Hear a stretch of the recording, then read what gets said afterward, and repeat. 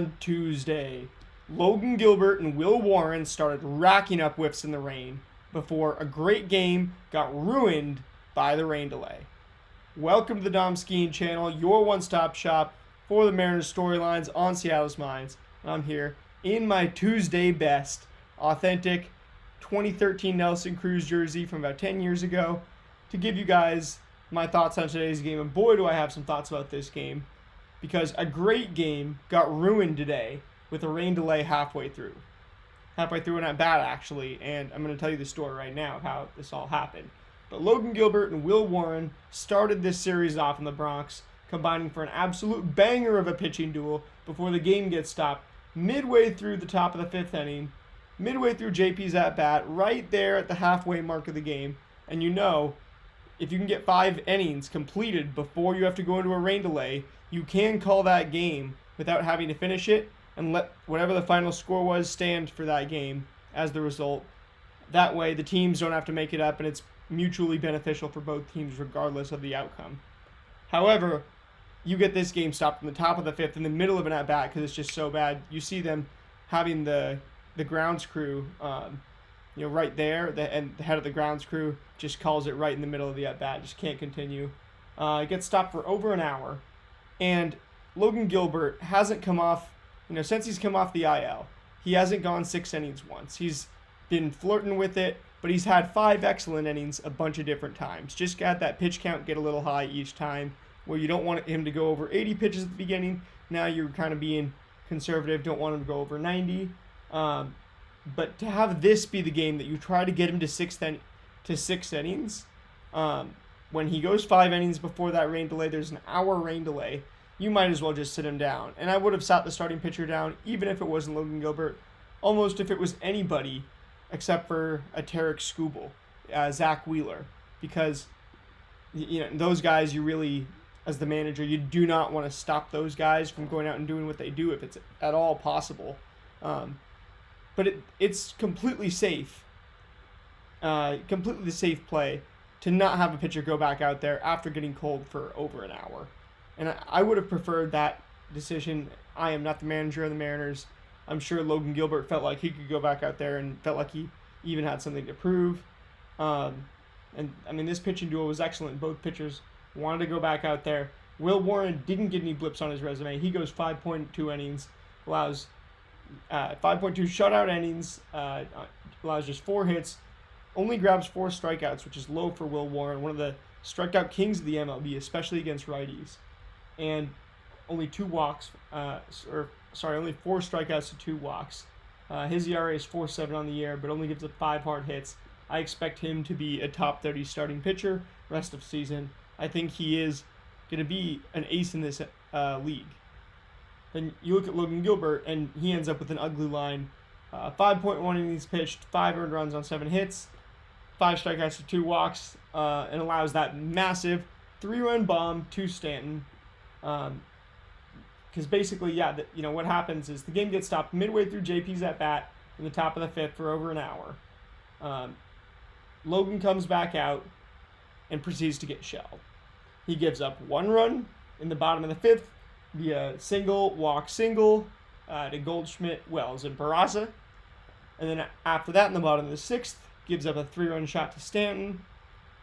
Then Casey Legumina comes in and gives up a 2-run shot to Austin Wells on a hanging sweeper, middle, and what was an absolutely dynamic pitching duel becomes a game that is gone. Both of Logan Gilbert and Casey Legumina's ERAs balloon up to 3.88 and 4.98 respectively, and both get 5 earned runs on their resume, and the game's gone. You know that meme of all sorts of soccer managers, including Ange Postecoglou, saying "game's gone, game's gone, game's gone." Look up "game's gone" meme or "game's gone" compilation. If you watch that meme compilation, you will know exactly how I feel about basically our pitching after this rain delay, because it looked like they just came back out and were cold. And we took advantage of this Yankees pitching a little bit as well, because you had Cal Raleigh absolutely golf one into the upper deck after Aaron Judge hits his 34th of the year, which comes after Austin Wells hits his homer. Sorry, I'm sweating a lot. It's hot here in Seattle. I don't have my fan on because I don't want noise in the back of these YouTube videos. But,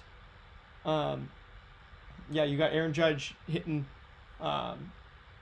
hitting his 34th of the year to move him just one behind Cal Raleigh, who was at 35 at the time. You see Casey Legamina get really upset and, kind of frustrated with himself. Then Cal has to calm him down and say, no, it's good, calm down. Also, you have to be thinking Cal is like, man, don't give Aaron Judge a homer right now. You know I'm trying to chase him.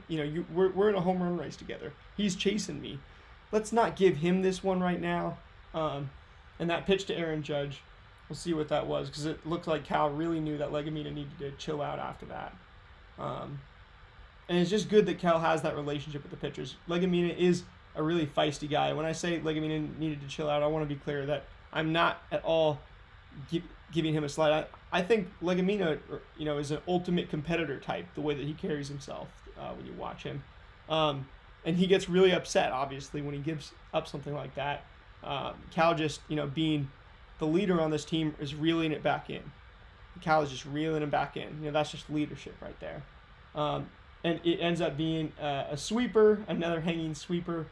But this one just catches the edge of the. This one's outside in the zone, on the outside of the zone. Can hardly speak. Anyway, Legamina ends up going 1 inning, allowing 5 earned runs on 5 hits, 2 strikeouts, no walks, allowing the 2 homers, both on sweepers. That pitch is really not doing work for Legamina. You can probably see I'm just absolutely sweating, so I'm going to end this video in a minute.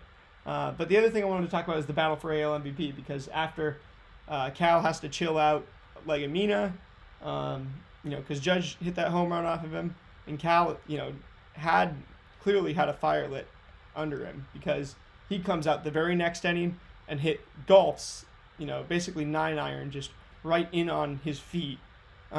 Just an absolute, he absolutely destroys it into the upper deck in right field, and that's Cal's 36th on the season, so stays 2 ahead of Aaron Judge, and it's just going to be fascinating to watch the rest of this series the next 2 days. The battle for AL MVP is playing out in real time in front of us.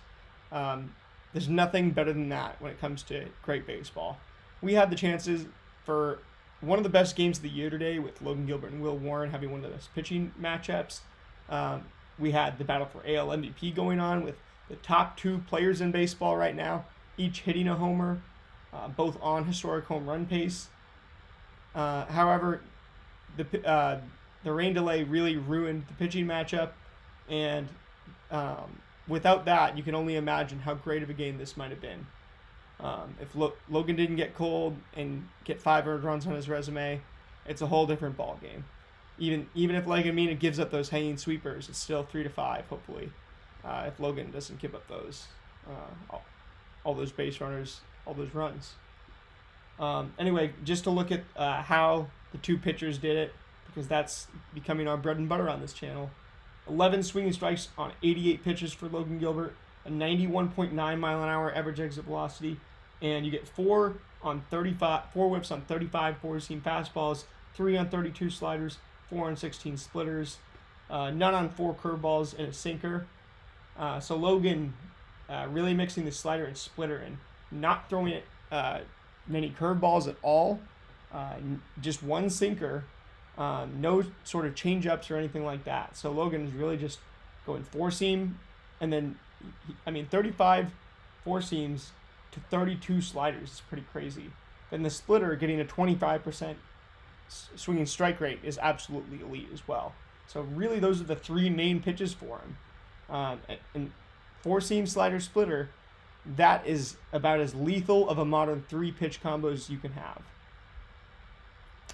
Casey Legamina goes out there for 29 pitches. It felt like he was just out there, trying to soak up the volume for us, but really a rough one for him. Juan Burgos comes in. I think this is his major league debut. I actually wasn't listening to the broadcast that closely, Has he pitched before for us? I can't even remember. And as you can see, I'm sweating like crazy.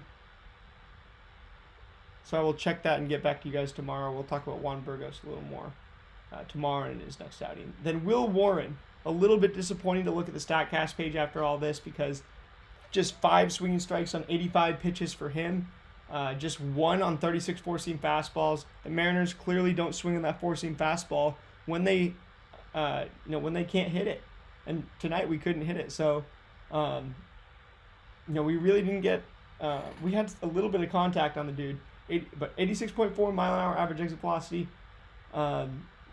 Somehow Will Warren really limited the Mariners on hard contact. And, he goes 36 four-seamers, 26 sweepers, 11 sinkers, 10 curveballs, 6 changeups. They all just get low enough EVs where the Mariners were kept in check. And it's really just what would have been because although he didn't rack up the whiffs quite like Logan Gilbert did, and neither of them really racked up as many on here as it looked like during the game, it was clear that both teams said, okay, this is a pitching duel, and we're just going to have to try to scrape 1 or 2 runs by. And man, what a great game this would have been because I'm convinced it would have been won by one of the 2 AL MVP leaders if it hadn't been rained out.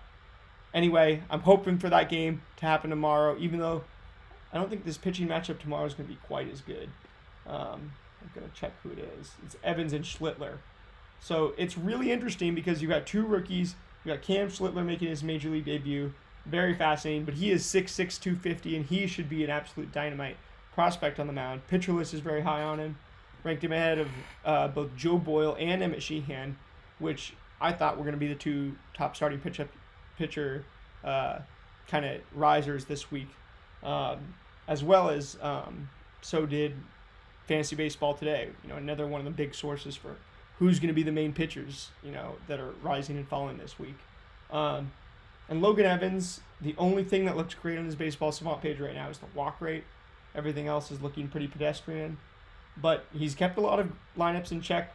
He has, some great stats right now.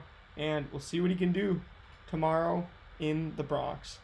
Anyway, that is going to do it for this one. I'll see you guys back here tomorrow, hopefully for round 2 of the Battle of AL MVPs. Go M's.